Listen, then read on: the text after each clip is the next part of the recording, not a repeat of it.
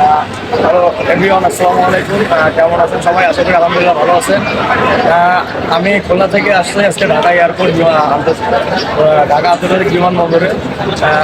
আমার পরিবারের একজন আসবে, সেই কারণে আমি মনে করেন নাইটে গাড়ি থেকে উঠি। আমি এখন বর্তমানে আছি ঢাকা আন্তর্জাতিক বিমানবন্দর। আপনাদেরকে যদি একটু ঘুরিয়ে দেখাই, আমি আছি এখন বর্তমানে টার্মিনাল 1 নম্বরে আছি আমি। আপনার উপরে আছি 1 নম্বরে। আপনাদেরকে একটু ঘুরিয়ে দেখাবো আমি। না,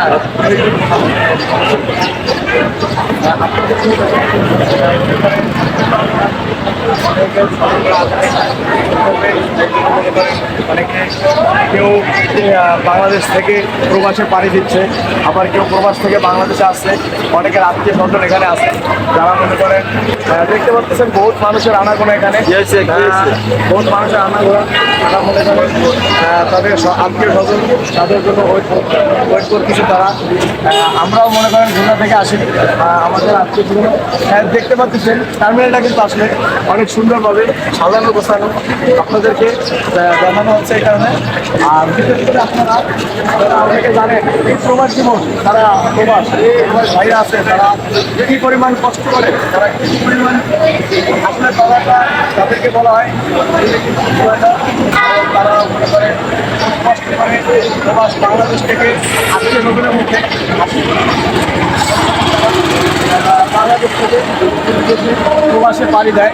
আর বিশেষ করে আপনারা অবশ্যই জানেন যারা এই প্রবাস জীবন, তারা এত পরিমাণ পরিশ্রম করে আত্মীয় স্বজনের মুখে হাসি ফোটানো করছে, তারা মনে করেন প্রবাসে দিন কাটায়। তারা ফ্যামিলির লোকজন ছেড়ে,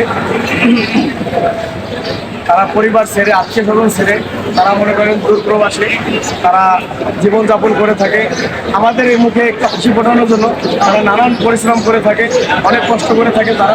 আপনাদেরকে একটু ঘুরে দেখায়।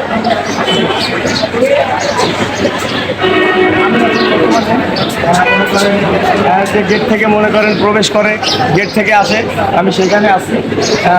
এখানে মনে করেন আসলে প্রবাস জীবন যারা করে তাদের অনেক পরিশ্রম।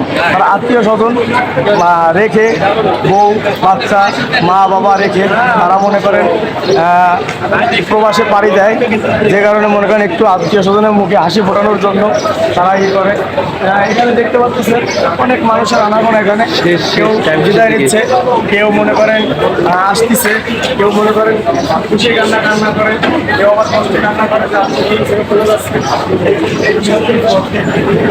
আর আপনাদেরকে অবশ্যই ভিডিওটা সম্পূর্ণ দেখার জন্য অনুরোধ রইল। ভালো থাকবেন সবসময়ের জন্য। আল্লাহ হাফেজ। আবার দেখা হবে পরের ভিডিও।